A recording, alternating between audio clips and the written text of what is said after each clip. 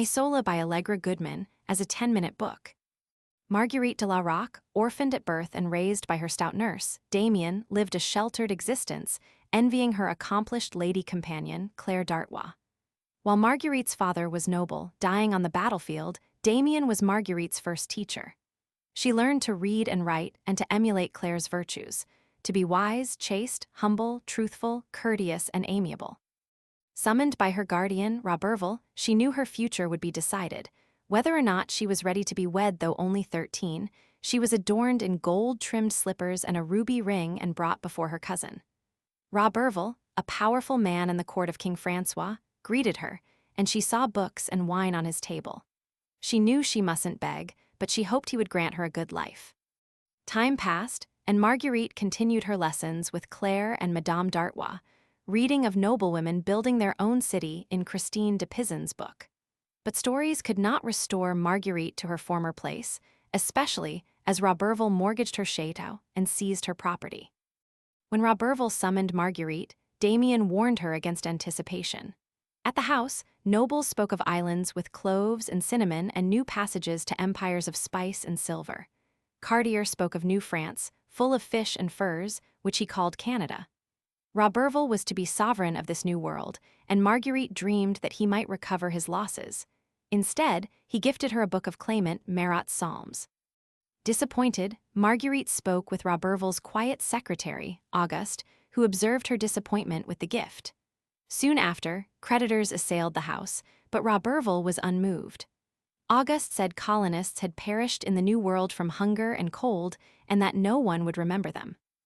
One day, Auguste told her that Roberval would be acting as proxy for the king and sovereign of the New World. Marguerite was pleased. She asked when he was to go. This news she did not share with Damien, who disapproved of her asking questions. Instead, she studied her book of Psalms, listening to the sounds of the house. Marguerite found solace in writing a letter to Roberval, thanking him for the book. Auguste trimmed a pen for her, and she wrote of her devotion and prayers for his success. He read it gravely, but suppressed a smile.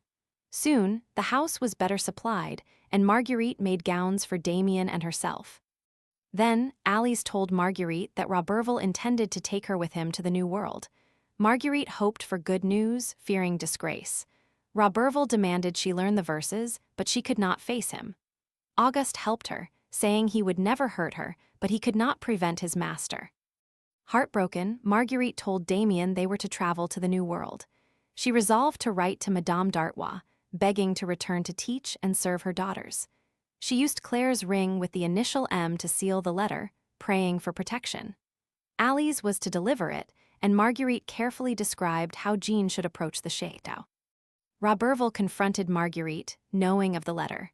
He forced her to recite psalms, turning the holy words into a charade of questioning and recitation.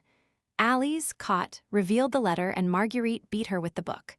The whole house knew.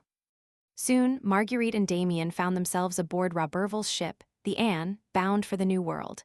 The ship was crowded with colonists, sailors, and livestock. Damien trembled as she looked upon the water. They found a small cabin. Roberval led them to a close-curtained room with bunks. Marguerite felt as though she were in a coffin. The youngest was the cabin boy, who was about 9 or 10 years old. The sailors sang and told tales of sea monsters and disasters. Marguerite imagined a reprieve or feared living with Roberval. Damien wished for their picture of the Virgin and their own chapel.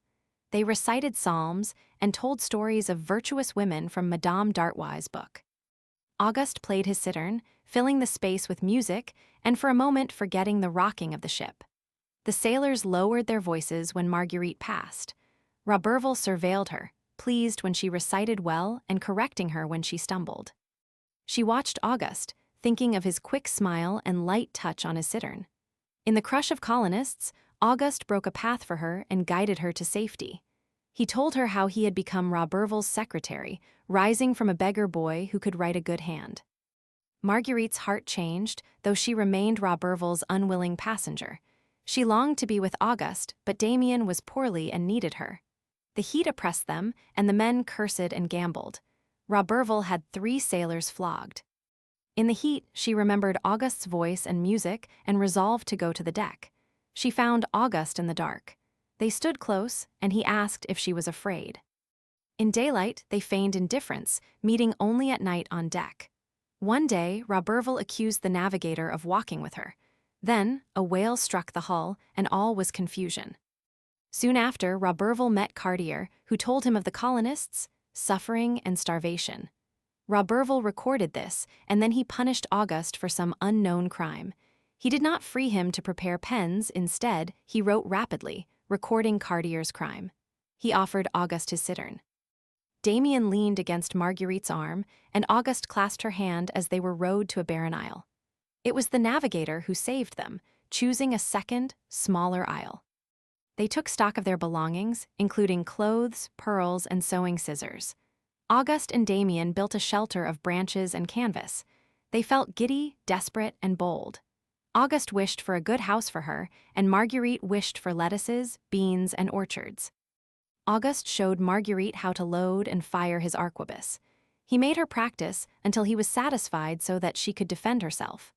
Auguste grew weaker, and Marguerite promised to do as he asked and care for Damien and the child. Auguste died, and Marguerite buried him. Rage woke her. She draped Auguste's cloak over herself, stepped into his boots, and seized his gun. She shot a bear that threatened them, taking Auguste's sword and axe to sever its head. Damien helped her rebury Auguste and skinned the bear for warmth. She hunted to provide for Damien, remembering her promise to live. She caught a deer and dragged the body to the cave. Damien delivered Marguerite's son, but he was weak. He died, and Marguerite laid him in Auguste's cittern, burying him in their second trunk. She guarded his grave. Rain pierced the snow, and spring tormented Marguerite. Damien cleaned their cave, and Marguerite began to read to her from Auguste's book. She read of the prodigal son. She did not repent her anger or lack of faith. Then she saw 3 ships. She ran and shouted and fired her gun, but they did not heed her. It was Roberval returning home. Living for Damien, Marguerite worked as never before. She hunted, fished, and gathered wood. She walked with her knife tied at her waist, shooting into the crowd of birds. She understood what it was to be a man. Damien fell ill. Marguerite recited psalms and prayed for her to live. She could no longer grasp Marguerite's hand. She blessed Marguerite, and she died. Marguerite buried her in their third trunk. A bear attacked again. She fired, but only clipped his paw. He snatched the gun from her hands. She shot him through the heart. She placed a claw on the keys of her mute instrument, the Virgin's altar. She did not read or pray, living only for herself. Then she saw ships again. She dressed in one of Damien's gowns and prepared to face the men. She addressed them, saying she was of noble birth and had lived on the isle alone. She offered to show them where the birds were nesting. She gave the Virgin to Michael to hold and offered Asnar a gold coin. They agreed to take her home. A storm rose, and she clutched the rope, praying for the men who had saved her. Their sister boat was lost. She prayed for those now gone, and the fishermen took up their work. The wind blessed them with uncanny speed, and porpoises accompanied them. In France, Marguerite walked to the Montforts, home, barefoot and ragged. Agnes struck her down, but Claire interceded. Claire embraced her, and she was ushered inside. Claire slipped the ruby ring onto Marguerite's finger. She spoke of Auguste's and Damien's deaths, but did not tell them of her child. She learned that Roberval was at court with the king. She listened to Usebau read, and Suzanne told the story of brave Arja. Marguerite promised to tell them of the wonders she had seen. She described the long days and nights and the 5-petaled flower. Summoned by the Montforts to tell of New France, the ladies would not listen to the story of a flower. Instead, she spoke of white bears and how she killed them herself. She drew her knife, and the ladies gasped. Lady Catherine said they must present her to the queen. Claire described the queen as learned and enjoying what is most rare. Roberval arrived, and he seized her arm. He said the queen knew her tale. At the feast, Marguerite tasted nothing. The queen was quiet, and Marguerite's eyes were fixed upon her. The queen said she had written her story and wished to hear all she had to say. The queen said she knew how Marguerite had prayed after her husband's death and did not dwell on her mistakes. She praised her suffering. The queen read her tale, speaking of lions instead of bears and making Marguerite's soul joyous. Marguerite dared to contradict the queen. She begged the queen to listen to her imperfect ending, telling of her rage and loss of hope. The queen asked where she found strength. Marguerite told of the Psalms and how she had meditated on them. She said she remained unworthy and did not belong in the queen's book of stories. The queen asked how she might reward her. Marguerite asked to follow her sister to Nontron and teach poor daughters and orphans. The queen promised to write a charter for her school. Before leaving, Marguerite kept the bear's claw as a remembrance of her three buried on the island. She set out with Claire and Madame d'Artois to teach music, needlework, and poetry. She would teach her students to be unafraid, not with books, but by telling how she had lived. Approaching the river, she gazed upon the water and was glad of the stone bridge. Thanks for listening to this 10-minute book. If you enjoyed the story, don't forget to like, subscribe, and hit the bell for more bite-sized books. Got a book in mind you'd love to hear in 10 minutes? Drop it in the comments below. See you in the next one.